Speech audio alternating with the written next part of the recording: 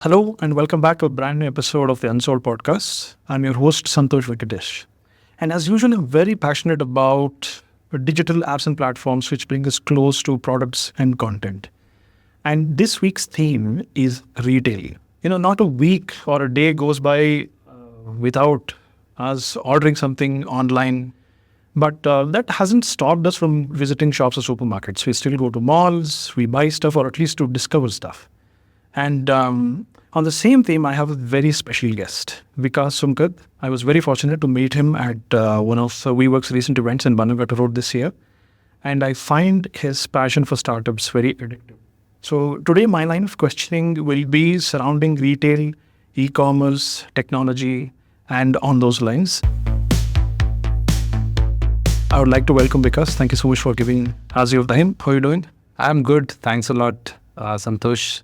Great to be here. And yeah, it was indeed, great meeting you the other day in the WeWork event. So looking forward and excited for this talk show. Right. Thank you so much. So just to give you guys a brief introduction about Vikas. Vikas has spent nearly 2 decades with the traditional FMCG side of retail. I think you've spent nearly 6 years at Britannia, 17 years at Coca-Cola.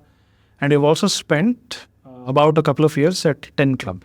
Yes. So Vikas comes with extensive experience. This is a nice segue to my first question. Because how have you seen retail distribution evolve over the years in India? Very interesting question. I think physical retail is a very challenging aspect for any product-based company, consumer product-based company to grow their business, and we have all seen that. And companies like Unilever, right, or even for that matter, Parle, have been able to create huge businesses on the back of the moat called as distribution, right? So they have done great job in terms of understanding the lay of the land of what the market really is. Because every state in India is very different, and you don't have factories across all the states. So typically you would have factories in certain parts of the country, and then you would produce and take it to wherever the market is. It could be in the northeast, or it could be in Jammu and Kashmir, or it could be even in Kutch for that matter, or in the southernmost tip of the country. So the idea is not to leave any market unexplored or untapped. And companies like Unilever, Britannia and Parle, and even for that matter Coke, where I have spent a lot of my time, have invested disproportionate amount of their time and energy to understand what is the best way to connect to the last mile, right? So there was a lot of emphasis on things like hub and spoke models, right? Because it is not possible for you to take your product from a point A to point B directly. So you need hubs, and then the hubs will basically take you to certain spoke points, which then basically take you closer to the market, and eventually they kind of service the market, right? So the hub and spoke model came up in a very big way. We've also seen wholesalers play a very big role in expanding distribution of products, right? So certain companies have leveraged the wholesale network really well, and wholesalers play a very important part because there are many retailers, who are in far-flung places, and they are not able to get the service that they want, and then typically they would come to wholesale points. So every taluka or city would have some wholesale expertise, right? So the small retailers would kind of come to the wholesale points, and they would actually pick products from them, and they would cater to the consumers in their periphery. So wholesalers have played a very big role, and we have seen many organizations, especially on the FMCG side, do a great job in leveraging wholesale. Fruity, for example, has done a great job in leveraging wholesale. Parle G biscuit, you see it ubiquitous, right? Yes. It is all over the country, and it has got one of the best retail footprint distribution. So India has got close to 12 million small retail outlets across the country. And Parle-G, when I used to do the numbers, they had a presence in more than 8 million stores, which was humongous by any stretch of imagination. So it won't happen through direct control distribution. A lot of it is thanks to wholesale. So I think we also seen wholesale do a great job. And then, we also seen organized wholesale come up, right? So people like Metro Cash and Carry, right? And then we also seen Best Price, right? Which was a Walmart investment, which I think eventually they moved out. Because the government of India was not allowing investments from foreign direct investments in multi-brand retail, but they did allow investments in wholesale. So we saw some organized players come up, and they were also helping in in taking the reach of multiple different products to different retailers. So we saw that happening in a big way, and this was a very physical kind of a format.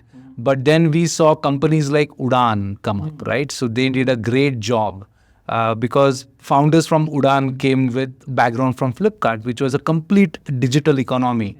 And they also were like a wholesale players, but it was completely backed with a digital infrastructure, which means that, they brought in a digital interface. They were able to cover much faster, and, they were allowing retailers to order on their app, and that helped in retailers, reach, and Udaan did a great job in terms of taking distribution in an online platform through a B2B kind of a setup. So I think all these things have evolved over a period of time, and it's been very interesting. We have also seen quick commerce come up now. Right. Recently, I think no distribution discussion can go without a mention of quick commerce. And that has been, in my mind, the biggest disruption. And the learning and the insight behind the quick commerce has been great. Because many of the big box retailers like Walmart and stuff like that, they were able to bring in learnings from the US, right? Because US shopping, habits are very different compared to the Indian shopping habits. In US, people go and buy in bulk. They basically buy to stock. While Indians are typically buying for immediate, imminent consumption. And hence, many of these big box retailers, while they were successful, but I think the quick commerce have actually been able to tap the Indian psyche of buying habits, right? Which is immediate, imminent consumption. And they were also able to solve for a very big problem for the homemakers. Who would typically remember that, hey, I am running out of this, or I am running out of this particular ingredient or this particular vegetable. So at the click of a button now, these things are available. And slowly we are seeing this permeate into a lot of adjacent and more categories because, people are finding it extremely convenient. And things like Rakhi, right? I'm seeing a lot of posts by some of these founders, by Blinkit and by Zepto and some of these companies. They are seeing great amount of traction in even planned activities. Like we all know that Raksha Bandhan is a festival that happens sometime in August. The girls used to plan and send their Rakhis to their brothers if they are not in the same city and stuff like that. But now, thanks to quick commerce, they are seeing a last day delivery, right? Spike. And it is also showing that people are actually finding a lot of favor with this kind of a distribution option. So I think it's been a journey in itself, and all the new channels are going to pose a lot of opportunity. Mm-hmm. And especially for legacy companies, it's going to mean a lot of challenges also, because they are used to doing business in a particular way where they know how to control a distribution. But now here, things are going to be very different, and they have to be very nimble, because organizations like Blinkit and Zepto, they are very fast and very agile. And some of the new age digital companies, which are in the consumer space, they can possibly adapt to these channels much faster than the earlier companies. And that's where the earlier companies have got a challenge. Yeah, this is, how I see the distribution lay of land. Actually, that quick commerce point which you made, just the other day, We had ordered something, and the Blinkit guy just, when I was about to exit the house, he came in, he delivered, and I had to share the lift with him. So I asked him, what shift do you do? He says 5 in the morning till 10. 10 in the morning? Yeah, 5 to 10 in the morning. So it just goes to show that there is extreme demand for last minute. Yes. So when our mothers or wives wake up in the morning and say that is missing or this is missing, or it can be even men looking for this thing. It's just unbelievable. And iPhone, the latest iPhone was launched Yes. through all these quick commerce apps. And who knew that we needed a brand new iPhone in 10 minutes? But it's there. But I feel it's just the psychological. We were talking about this in the previous episode as well. Right. It's not necessarily that everything and anything can be bought and got delivered in 10 minutes. It's just the perception of, yes, this is also available, will drive thousands of people to these apps. Absolutely. While we may still end up ordering essential things, but just the other categories open.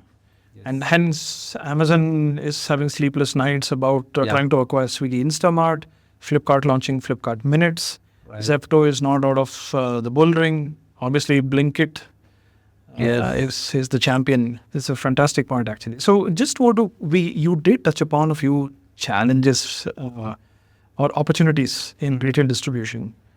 Can we just double click and go a little bit deeper on challenges in retail distribution? Let's say from the perspective of new age D2C brand, or no longer D2C, but I think everybody's playing an omnichannel game right now. Right. So can we talk about a few challenges in retail distribution? Yeah, I think as you rightly said, the distribution has become an omnichannel game.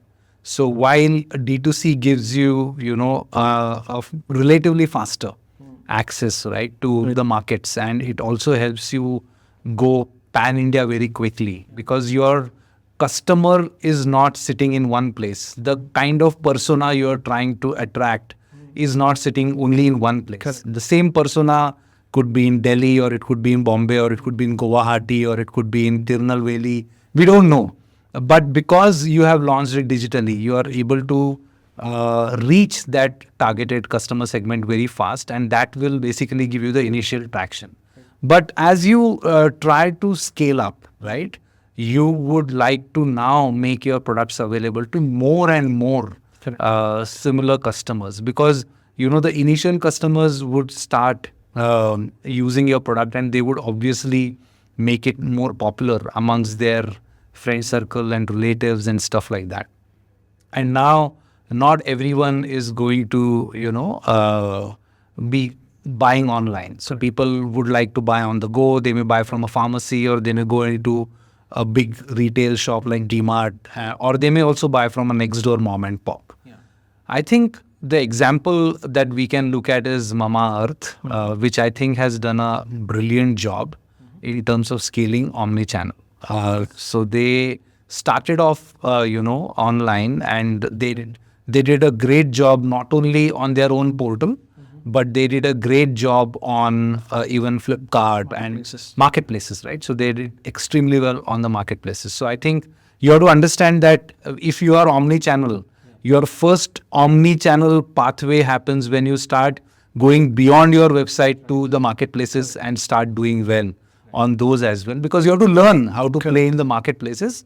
Because, selling your product on the marketplaces is a very different ball game compared to selling it on your own website, because the marketplaces have their own rules. They have their own properties like Big Billion Day or the Great India Festival by Amazon, and multiple other events. And there are different category managers. You have to work with them. Then there is marketing monies that you have to put on the e-commerce channels. So there is a whole kind of a ball game which is very different compared to running your business on your own website. So that is one aspect of going omnichannel, that how do I play in the e-commerce marketplaces? So how do I list? How do I come on the top of the search result page when somebody is looking for my category? Because a lot of search on e-commerce channels happens in generic keywords, right? Not necessarily everybody is looking for that particular brand name.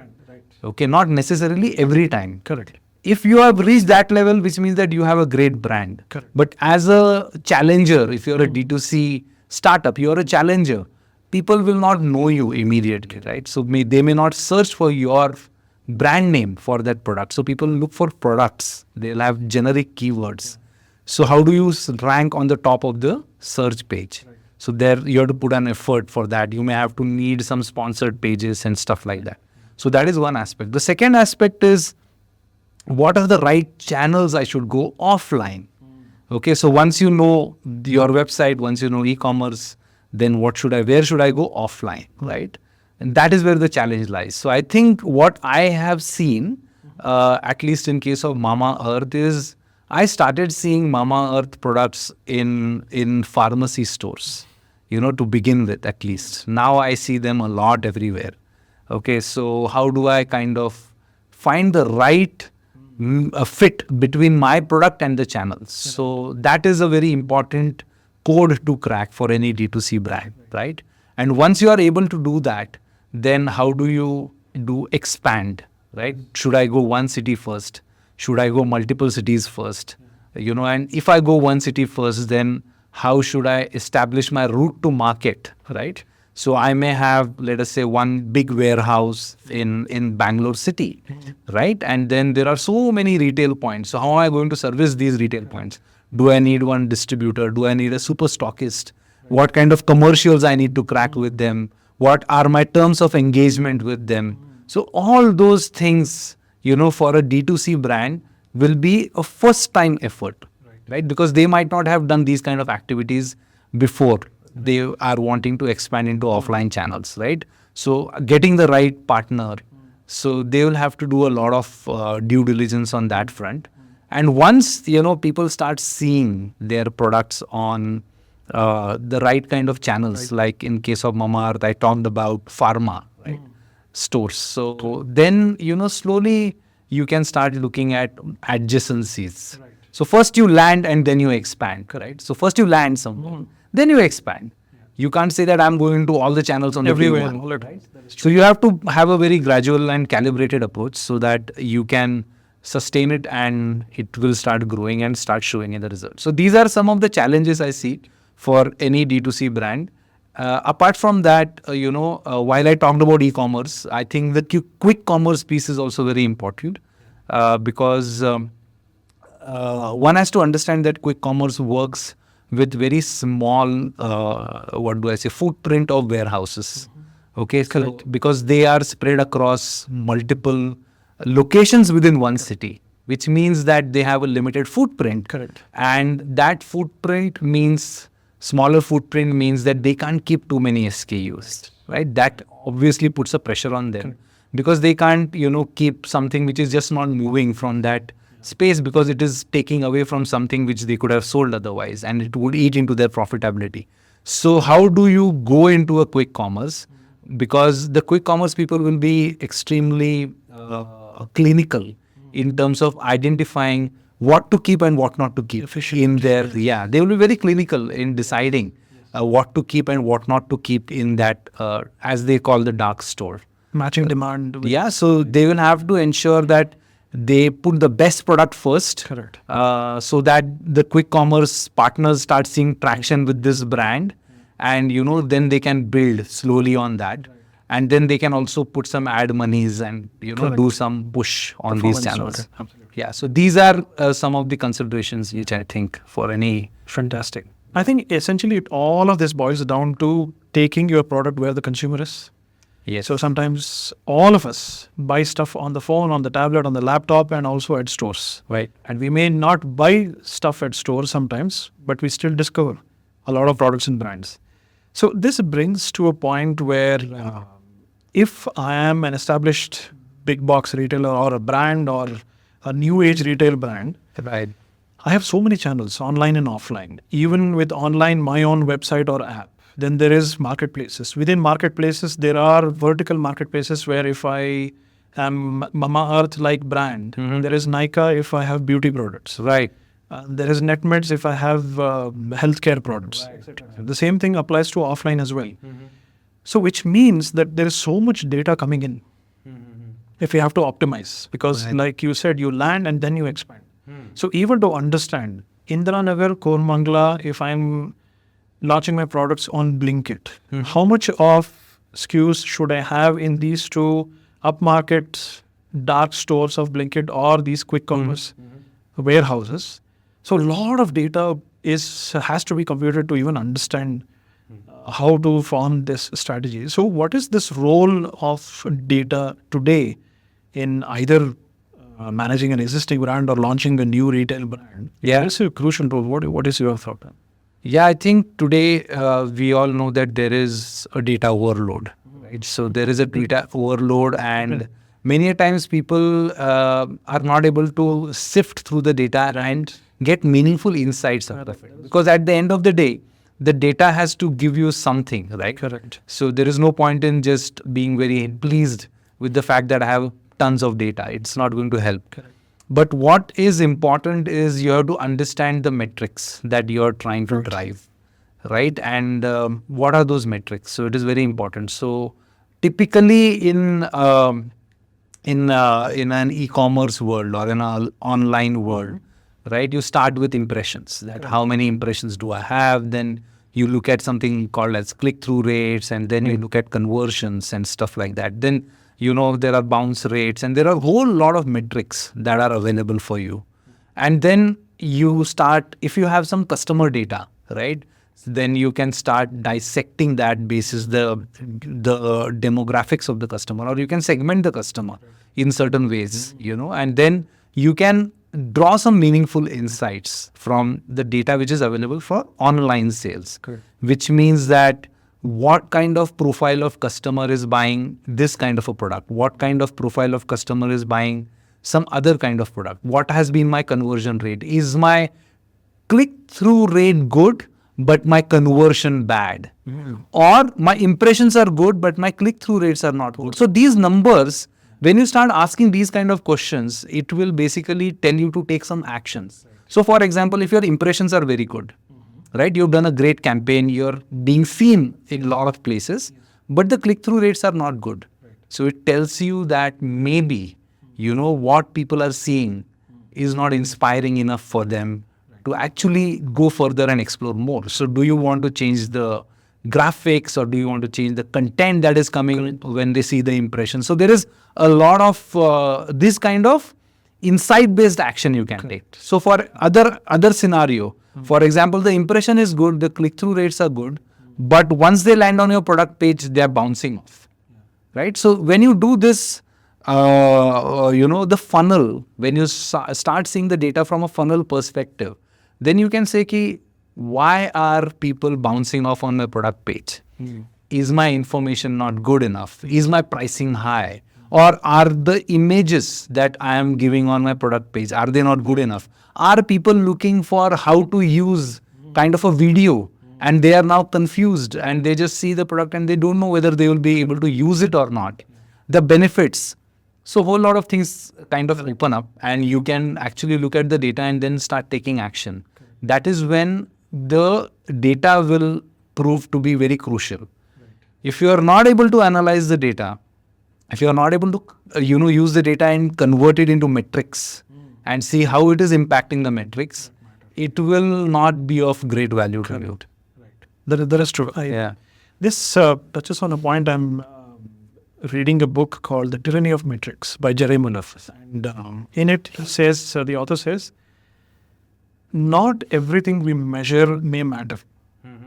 But what should matter or what matters may not be measurable at all. So this data overload point which you make is very apt. I think some of that complexity is solved through technology. Right. So before the podcast, before we record, we were talking about a company which works from this location, and we work in Bangalore, where they bring all sorts of data points from different sources. For example, if I'm a brand, I sell through Flipkart, Amazon, Nykaa, quick commerce, Blinkit, and Zepto. So every marketplace has their own dashboard with a bunch of data. And I'm spending money somewhere else, performance marketing, on these platforms as well as on my social media, etc., etc. I have my inventory across multiple warehouses. So there is so much data coming in from each partner I work with. So this company helps them put all together and make sense of it. Obviously, like you said, it's not just the data or the metric, it's the story. What are these two data points telling me? What is the story? So this is An analogy probably would be eat healthy. We want to eat healthy either to lose weight or become healthy.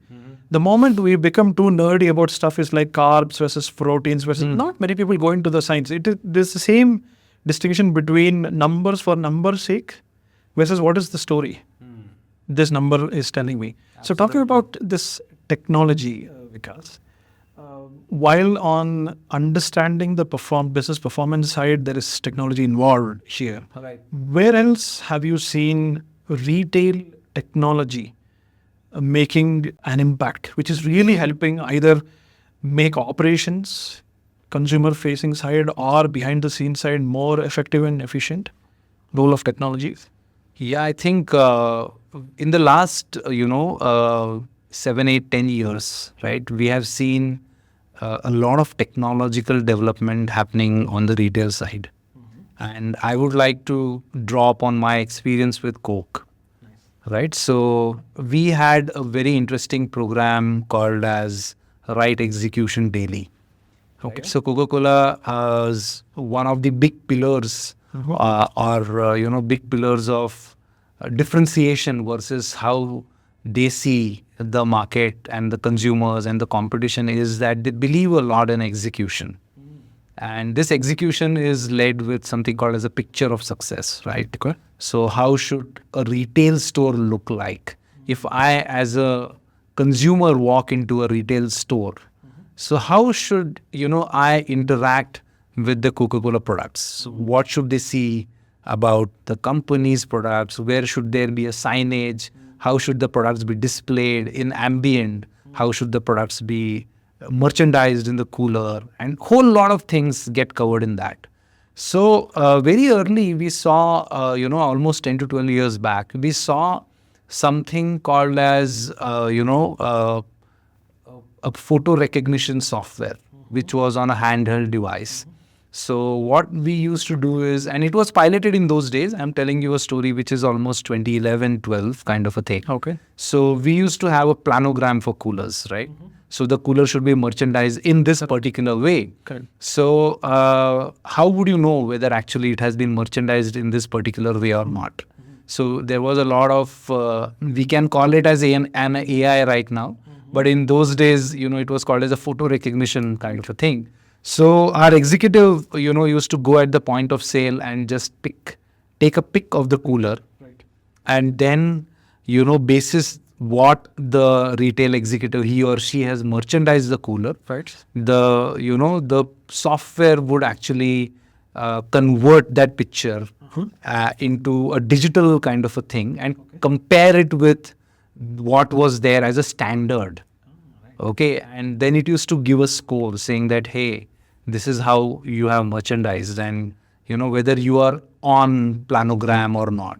So that was a technology, that was used quite some time back. It was nascent. Proprietary technology or? No, now we are seeing a lot of photo recognition softwares and stuff. And back then, yeah, it was developed by the Coca-Cola company and, we had partners and stuff like that. But now after that, I met some startup founders also who in one of the events few years back where that gentleman was talking about a photo recognition technology to be used at point of sale and stuff like that. So that was an interesting technology piece.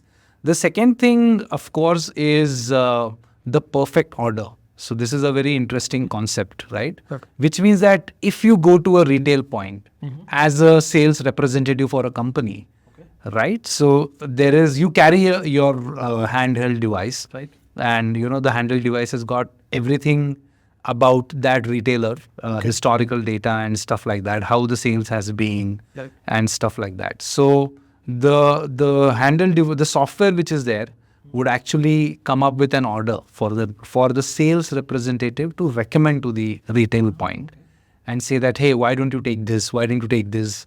Last time you took this. So looking at all the historical purchases and all those things, it recommends that. So that's again a very powerful tool because it helps and makes the life of the salesperson much more easier instead of remembering things. Because what's happening is the SKU portfolio is getting larger and larger, right? And for a retail salesperson, it becomes very difficult for him or her to remember all the SKUs that are there in the portfolio. So as a retailer, some person might want certain product because in his or her neighborhood, certain SKUs are doing well. In certain other retailers, certain other products are doing well. And then in third locality, maybe some very newly added products or fringe SKUs might be doing well. But if you were to rely on your memory, all you can do is you can think of the best-selling products always. If you rely on your memory only. But because of technology, you are now able to come up with a recommended order, which will consider the entire portfolio. So in that sense, you are, trying to give a much better sales throughput for every visit that you make at the retail point. So I think these are some technologies that one can think of in the traditional side of the business.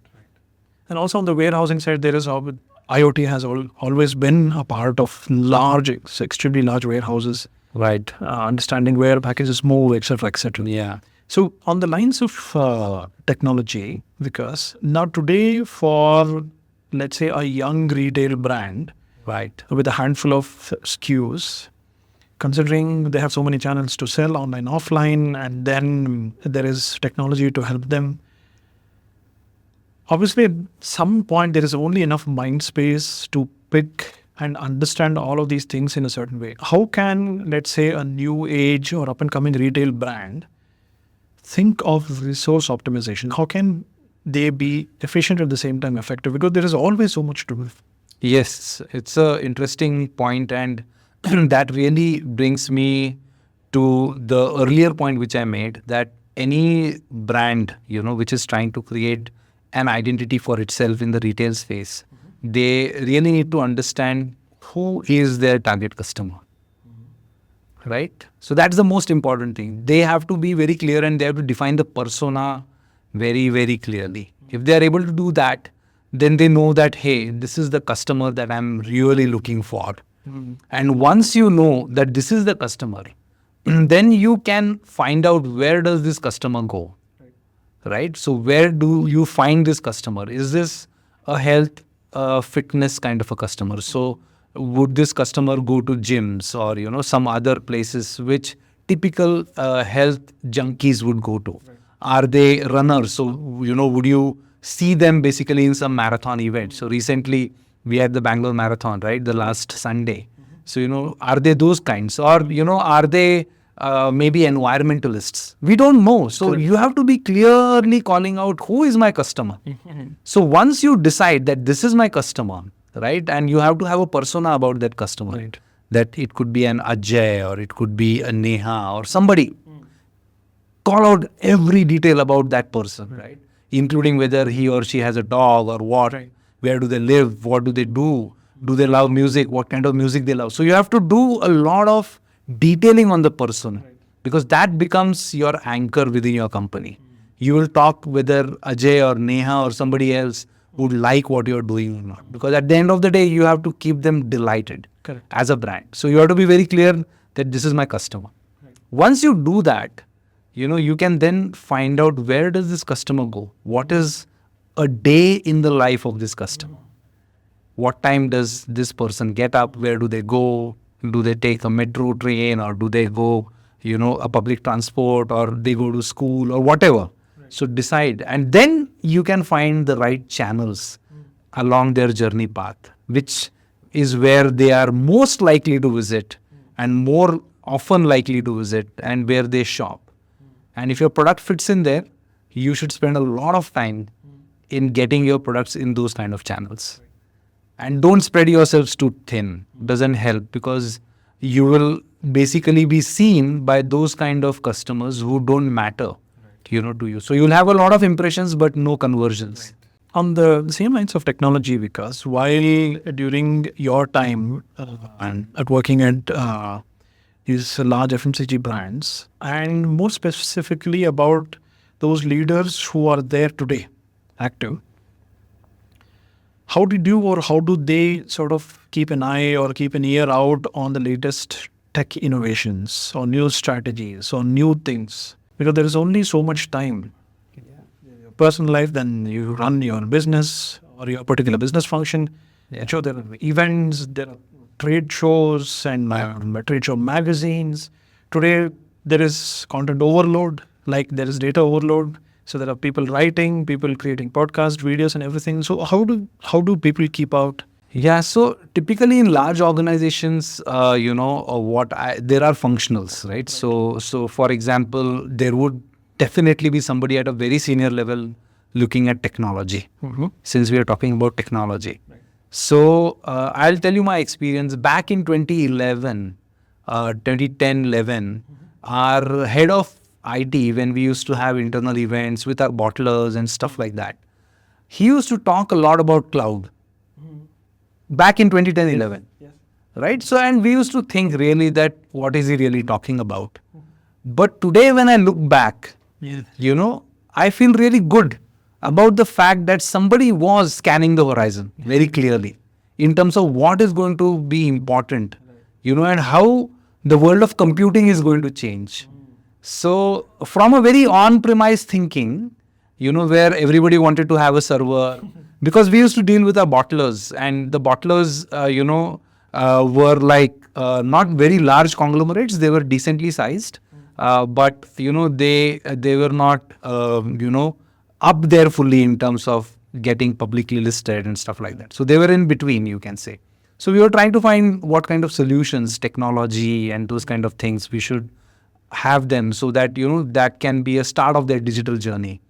So in those days, this cloud thing came up, and it was in some senses an eye-opener, because people used to think that if we implement an ERP, we'll have the server on our premise. Correct. Right? So clearly our head of tech said that, hey, the world is changing. You don't have to invest in hardware anymore. Things are changing, because typically when you go and talk out to business people, right, they'll say that, why should I invest?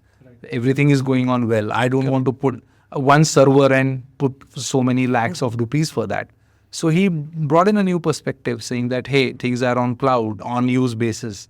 You don't have to make an upfront capex investment. So the point I'm trying to make is, in large corporations, there are people who are looking at, the futuristic things also, at least in their respective domains. Right? Tech people would scan what's happening from a technology point of view. And, the manufacturing people would look at what is the latest manufacturing technology that they can integrate. And also, they have a great supplier ecosystem, right? So you have to understand that. And that's a very important piece. So, large organizations would work with companies like IBM. So they are doing a lot of research themselves. So they will come and also give them a lot of input. Plus, if you're in a manufacturing, right? So you'll have a lot of partners or suppliers who are producing these big lines and factory equipments. So they would be doing their own research, saying that, hey, this is the new thing that we are doing. This is the new material that has come in. This is lighter, more resilient, cheaper. So there is a constant thing that is happening, which is, improving on where we are. So that is the Kaizen aspect. But for a startup, they have, startups are like all-rounders, right? Founders don't have such big teams and stuff like that. So they are like all-rounders. They have to hit the ball, they have to field, they have to bat everything, and bowl also. So for them, these things can be challenging. But the good thing is that founders come with on the plank of bringing in something new, because they have a new idea which nobody has really thought about. So, for them, that is an advantage, that they can come and do something very different and new compared to what the other players are doing. Fantastic. These are so valuable for somebody who is servicing, who is creating tech and servicing the larger retail market. The reason I ask this question is, typically what happens with my experience with the B2B SaaS, not necessarily retail, but B2B SaaS itself, is most companies, early stage companies, fall into this pitfall, saying that there are only two players in the market. It is me and the buyer, and the company. But it is not just that, because there are experts, there are suppliers, there are partners, there are so many other people who are influencing the actual buying decision, especially big ticket investments in technology. They listen more to an IBM or an Accenture than somebody who has just landed on my email or through a LinkedIn ad saying, what is this? This might be interesting. But you need consulting ears and eyes on it to vet the idea and say, yes, this is something which you should go for. So I have a few questions on the same line. But before that, what I forgot to mention is, because you have transitioned yourself into investment. You're an angel investor right now. So you bring a lot of experience and expertise through to your investment. So how has that journey been? Yes, thanks for asking that question. So now I am founder of this company, Santhosh Ventures Private Limited.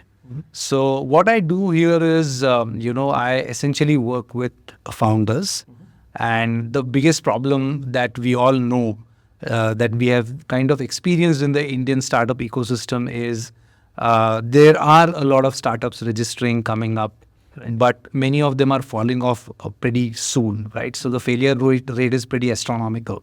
It is more than 90 or in between 90 to 95%. And there are two big problems that startups are facing. One is the product market fit, which calls a lot for understanding the customer. Right. And hence I'm keeping on going back to that point, that do you understand your customer? Right. So if you do that, then the product market fit issue to a great extent gets addressed, because you have to be extremely intimate with your customer. Right. The second aspect are the execution related challenges, right? So do you know how to market? Do you know how to lead teams? Do you know how to run your business in a very financially prudent fashion? So between these two things lies the big problem for startups. Correct. And I thought that, this is where I can focus on, and I can work with startups in their journey, in their scale-up journey, and help them avoid these pitfalls along their growth, path, and take them to a level where they can become investable. So that is the key motto that has kind of propelled me to start this journey. Right, fantastic. So on the same lines, Vikas, is putting your mentor hat on. Mm-hmm. Obviously, there is money involved, and then there is mentorship from your experience. Is today, I'll talk only about the retail, since it is the theme of today's conversation. Right. So startups in the retail tech space, creating tech solutions, if they have to reach out to senior executives, be it at new age companies like Mamaearth or established FMCG brands like Unilever, ITC, etc., they have to pay a lot of attention to understanding the mindset of their typical buyer. Yes. Essentially, what matters with B2C is exactly this. Yes. So deep understanding of where the buyer, where the industries, who are the partners and experts, and what new innovation is disrupting. Mm-hmm. So what is your advice to startups who are trying to sell these technology solutions to the larger retail?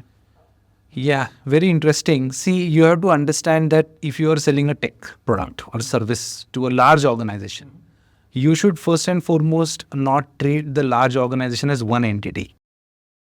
Right? Large organization is made up of many small organizations. So first you have to understand that. And within that, you have to first narrow down on who is my end user. Okay? Correct. And that end user, what are the biggest pain points of that end user? Okay? And am I really solving for that pain point of my end user? And will that end user, if he could lay his or her hand on my solution, would he or she internally fight for me? Okay, so that is the product market fit issue. Correct. Okay, so you have to really understand that who is the end consumer, end user of the product. Yes. Then, as I said, the organization is made up of many small parts, right? So there is a procurement function, there is a finance function, there is a tech function. There are so many stakeholders. And as a startup founder, you'll really have to understand what is it that these people are really interested in, right? So somebody will have a veto power in the organization, saying that this product should be or should not be bought. Yes. So what are the guidelines or guardrails that people sitting in that veto power position really look for? Then there would be a tech person, right? So typically technology people in large organizations want to keep standardized approach, right? They'll say, "Ki boss, we are operating on certain ERP platform. We want an integration which is very easy. We don't want to have too many softwares because it becomes very difficult to make, to maintain it and have these serviced. So you have to really address those issues and how you can solve for their problem. If integration is an issue, how you can ensure that there is an integration between their existing enterprise software versus what they have, the new startup is bringing in and stuff like that. Then the financials, right? So how does it work? So will it really mean that there is going to be an outflow, an incremental outflow, and whether that has been budgeted for or not budgeted for? If it has been budgeted for, good.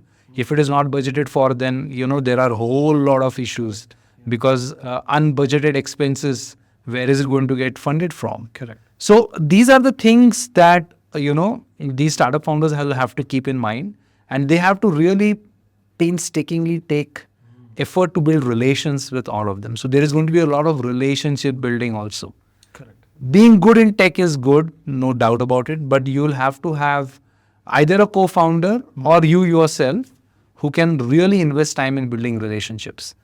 So getting the first segment of customer right is very important. Correct. Because if you crack the code with one, then you will get referrals. Correct. And once you get referrals, then you will start growing. After you grow to a certain level, then of course you can get into adjacencies and stuff like that. But that is where I think a lot of effort is required, Right. for a tech-based startup founder trying to solve problems in brand or retail-based companies. Very well said. I think going on the PMF, the product market fit alone, is in the B2B SaaS segment, what I've often encountered is defining competition. Right. Who are my competitors? Let's do this competitive analysis and understand. My product is this. A company A, B, C, they have competing products. Right. And company, 3 other companies who sell something else but has features, something which is very similar to my products. Right. But most of the times what companies fail to understand is the biggest competition is the current way of doing things. Yes. The status quo. Yes. Unless and until I can pull a number out of the hat. If the new solution doesn't improve the outcome by 10x, 20x, or whatever the number is for that industry, for that business function, why bother even looking at something? So, Right. Automation of operations or a particular task or a particular set of tasks fits into this argument. If I have 20 people working on something, and in India, country like India, you can always hire more people. You can throw people at a problem versus investing on technology which may or may not work. And you talked about eloquently about tech stacks, adding more and more and more software, which means that has to speak to every other software. So that all other software, rise with this. So in that sense, can we talk about some of the challenges, let's say 2 or 3 common challenges in finding that PMF, that product? Where do these startups, what are these pitfalls they sort of fall into? I think, when you're developing a tech product, right, it is very important for you to know that what is the problem you're trying to solve. So the product market fit is basically, in my understanding and my experiences, how well do you know your customer? Because your product is not as if it is completely ready. You can always make changes because there is a basic core to your product. Correct. Right? But, you can always do certain things with it which can beautifully solve what the customer's unmet need is or unsolved problem is or something like that. But for that, do you know who is your customer very clearly? And another important thing is you want to have a paying customer, right? At the end of the day. You want a customer who has a willingness and a propensity to pay and, pockets to pay also. So understanding your customer and hence choosing the right set of customers to start off. Because when you are a startup, you'll have to first choose where should I land. That is the product market fit journey. Then you can expand, as I said. So who is that customer? My product can find an application in this particular customer segment or this segment or the third segment also. But between these 3 or 4 options, where should I prioritize? So you will look at where is the biggest problem, who has got the ability to pay, and who has got that ability to influence a bigger peer circle. Correct. Because once you crack one, then you can go into more, you can easily find more customers by virtue of reference. And that is what will make your startup survive. If you go in a very isolated case with no further scope for references, you will have to start up again all over to build new set of customers. So choosing all these factors very carefully is what will help determine the right PMF for the startup. So focus a lot on the customer pain points, focus a lot on the customer's ability to pay, and focus a lot on the customer's ability to get you more customers through reference once you succeed in the pilot. Right. Got it. As an investor right now, is your investing theme surrounding around retail because of your experience, or not? You're agnostic to? I'm focusing more on intersection between consumer and tech. Right. Okay. Got it. So I think this conversation has been very, very enlightening for me, as well as I'm 100% sure to our audience as well. So I want to close the conversation by talking about, as an investor, what are some of the business opportunities you see where you can mentor and help companies, and some of the challenges you see where disruptions can happen? I think, businesses, the new opportunities that are coming up, right, are not going to be very straightforward. Mm-hmm. So it is not going to be something which, for example, you can just think and you can start doing it tomorrow. It will require a lot of understanding of, the gaps in the current lay of the land.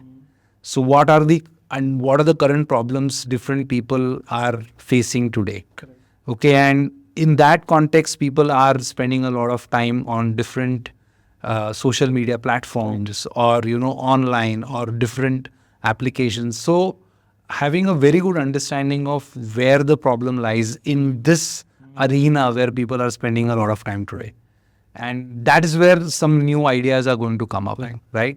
So quick commerce, was such an idea, right? While Big Basket was there and they were, giving a good delivery on the same day and stuff like that, but they were really able to build a business on a very deep consumer insight, which is that Indian consumers are immediate, imminent buyers, and they do not really stock up like the American customers. Right. So there has to be some deep consumer insight, which will help you build some kind of an idea. And along with that, there has to be some kind of a technology which is going to help you efficiently deliver that solution. So I think that is the general theme, is how I'm looking at it. It's not going to be very straightforward.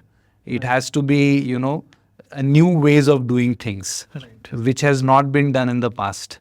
So whenever I look at any business, I look at it from that lens. So I keep talking to different founders at different stages of ideas, and sometimes I come up with some really people with some great ideas, and I don't want to give all of them away right now. But yeah, that's how I look at it. So if there is something absolutely unsolved problem for a certain set of customers, using technology which can help their lives significantly, as you said, 10x, that's where I think you can find some good opportunity. Right. Typically, if it is, a marginal improvement, some cost arbitrage, those things will vanish very soon. Those are not sustainable in nature. I see traditional businesses doing that, trying to do some cost arbitrage, that do something here at a lower price and, try to do that. But then you don't have any differentiating factor, because somebody else will come and start selling a much, much better product at the same price as yours. Then you don't have any chance. Correct. So these are the challenges. You can't hope that just by giving a slightly better price or cost to the customer, you can get the stickiness. That may not work. I think this talk on the consumer and the problem, obsessing about these two things, is a very good trait for a founder. Yes. So from an investor's point of view, what other things or aspects do you look for in a founder or a founding team before you mentor them, before you invest? Because they say you don't invest in companies, you invest in people. Right. What are the things do you value? I think whether the first thing I look at honestly is whether they are sincere and whether they are committed to what they are setting out to do, because it's going to be a long journey. Right. We all know, right? It's going to be a long journey, and not every business gets funded also, because the rate of investment that we see from VCs and angels, is not like every business who comes up with an idea gets funded. So sometimes, you have to see whether you have a mechanism of staying till such time where you can show that traction. Because nowadays we all know that, people want to see traction. So I met some angel investor recently, and he was mentioning to me that if you have some traction, you can refer some startups to me. So they look at traction, that whether they're making the first few crores in turnover and stuff like that. So, but to get to that also requires a lot of time. To get to that kind of traction also takes a lot of time, because you have to think, pivot, change. So that is what I really look at, whether they are in it for the long term or it is just an idea which is exciting them momentarily. So that is what matters. And of course, the value system is very important because at the end of the day, that is what is going to hold you, Correct. For a long term. If you have the tendency of cutting it short here and there, it is not going to be a long lasting game. You may have some temporary wins, but that is not going to help. So these are some qualities I really look out for. Right. I think recently I've been obsessed about this company Zoho and the founder Sridhar Vembu for at least a couple of years right now. And one of the values Sridhar talks about is this frugal mentality for founders. Even though they may either bootstrapped or they may have raised money, but run the business through that frugal mentality. You don't have to spend money just because you have. Absolutely. I mean, that also...